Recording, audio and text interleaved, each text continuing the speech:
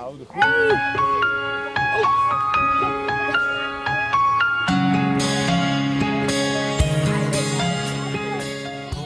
Je bent van de Mianne en begin van de middag ben je bijna 300 jeugdleden van alle vogelwachten uit Friesland. En alle vogelwachten, dat binnen ongeveer 23. Nou, in totaal zo'n 300 ben die wat met de natuur hebben. Nou, dat is helemaal geweldig om te zien. Er zijn zelfs ben die ben je maar daar ben je voor de mooi wel. En voor de hoeveelste keer ben je het nou home? Dit weer voor de 11e keer. De 11e keer in Friesland. De eerste keer is ooit die oerterp georganiseerd worden door de BFW, want dat is de organisator. En er is elke keer een andere vogelwacht die dit organiseert. En dit hier was toen een tredje maar vogelwacht Kolm er was. En hoe trots ben je dan dat je nou in Kool wonen wordt? Nou, wij zijn Grutsk. Ja, dat is een mooi Fries woord voor trots, zeg maar. Grutsk. En waarom? Omdat wij een periode in Limburg hier begonnen bij de vogelwacht Kolm met een jeugdkrieten. Dus dat had alles te maken met de weidevogels en het inventariseren van de weidevogels en de hele bescherming daaromheen en na het ijsziekje. Om toch die jeugd te beloeken erbij, want ja, die jeugd moet letten datgene wat wij nou doen. En ja, die jeugd met die natuur betrokken te rijden, dat is een heel belangrijke zaak. En dat we daar van Seids Lids, daar hebben we mij begonnen met Lids en nou Saak Grutsk en daar Grutsk op wijzen. Nou, dat is fantastisch natuurlijk. Hè? Nou, ik ben al voortgegaan van de correctie.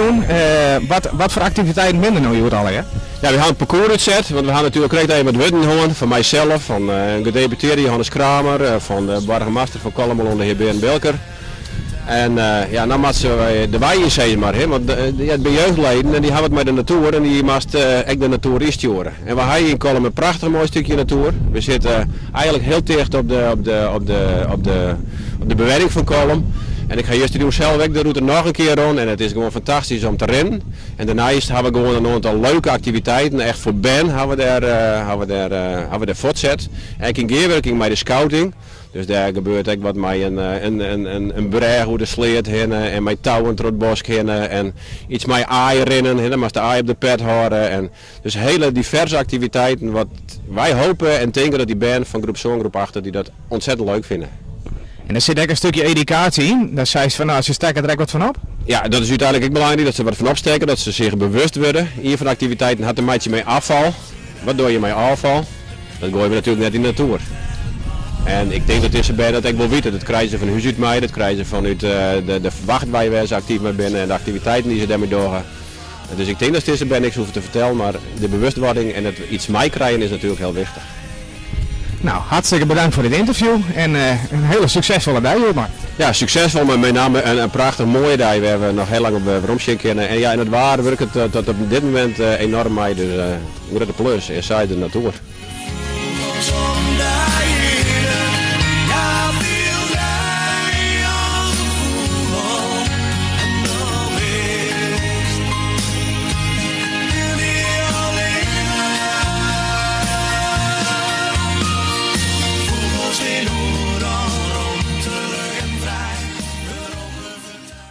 Van de provincie vinden wij het is de boom van Friese vogelwachten, de skekel tussen zeg maar, het beleid dat wij als provincie maken en de praktijk. Dus het beleid komt net vanzelf goed, de mensen moeten hun daarvoor inspannen. Dat doet de BFW. En ja, het spreekt wat uit, waar de jeugd het, had de toekomst. Nou, dat je zo'n liedje 300 binnen vind ik een geweldig voorbeeld.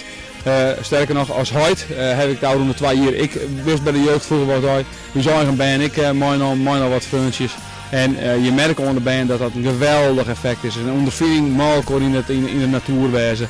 En je zorgt dus aan de ene kant van de provincie wat het voor het beleid doet, maar aan de andere kant ik als huid wat het doet voor je band. Dat is fantastisch.